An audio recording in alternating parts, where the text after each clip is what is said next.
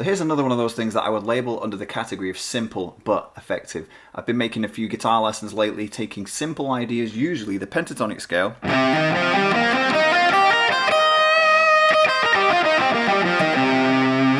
that everyone's very familiar with, and seeing how we can either use it in different ways or just adding things here and there to stop our guitar playing sounding so boring, so basic, and make it sound a little bit more impressive, a little bit more entertaining, that kind of thing. So if you've not checked out my last couple of guitar lessons, make sure you do after this one. But anyway, what I want to show you today is something that I just call the quick slide. If you've got a better name for this technique, leave it in the comments after this video once I've kind of explained it. But yeah, the quick slide is all I want to call it. And I kind of showed it briefly last week, because last week I made a video about how to add 3 or 4 notes to your basic minor pentatonic shape to make your guitar playing sound more interesting, and how to basically add more character to it. But what I showed you last week was an interesting little phrase. I'm going to be in C minor for this video. Still staying in that pentatonic scale, not going anywhere else for the time being. But I'm going to slide from 10 to 12 on the G, which is a nice little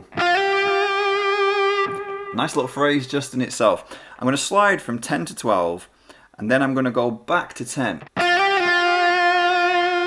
here's where it gets interesting, the quick slide aspect. I'm then going to slide it up to 11, which is going to sound weird, because the 11th fret is technically out of key.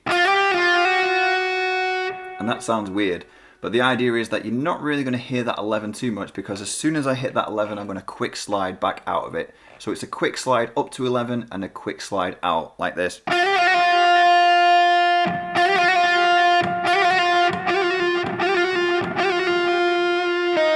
And then I'm going to pull off back to 8 in this case, back into my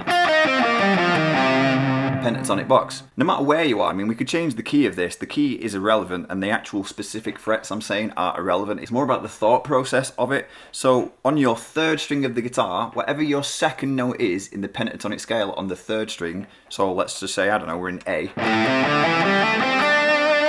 On the 3rd string, I'm playing 5 and then 7.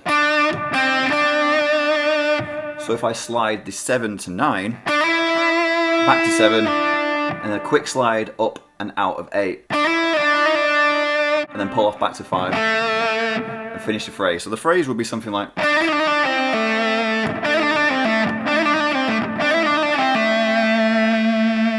I go back to C,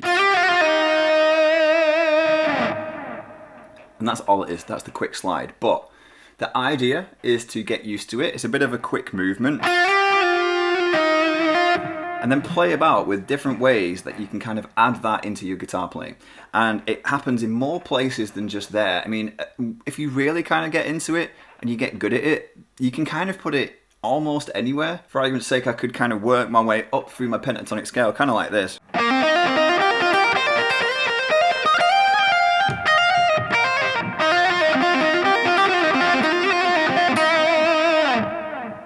And do that kind of thing. So I was in the higher position. I actually kind of moved up into box 2. In this case, I'm doing, what's this, 11, 13 on the B and E. So in this case, I could do the 13 and do a quick slide to 14 and back. And back down to 11. I could do a hammer on from 11 to 13 on the B maybe, with the little slide on the end.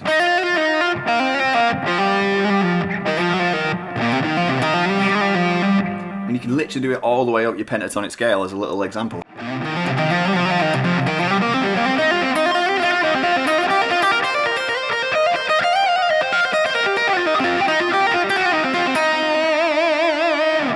You get the idea, that kind of thing. But another little thing that you can do is basically just get used to sliding from different notes in general, from out of key notes to in key notes. So, I mean, even if I'm on my pentatonic scale, I'm still in the key of C, which is literally on the 8th fret, by the way. That's kind of where C is, if you're not entirely sure.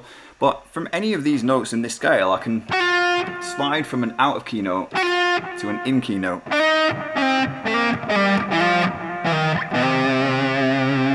And it might sound kind of weird by itself, but at the right place, you know.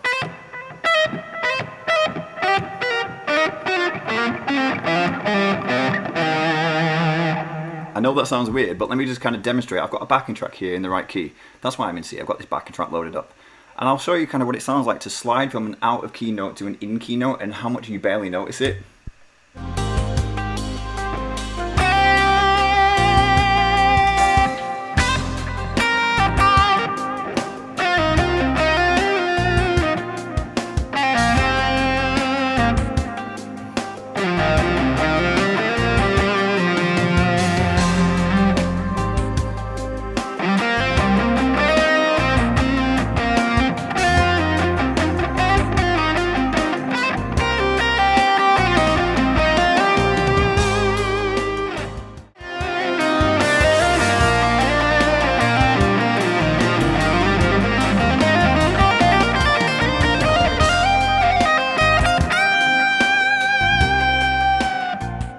So there you go, that was a little bit of a jam, just kind of implementing these ideas. So quite a few times I was doing like little slides from out of key notes to in key notes.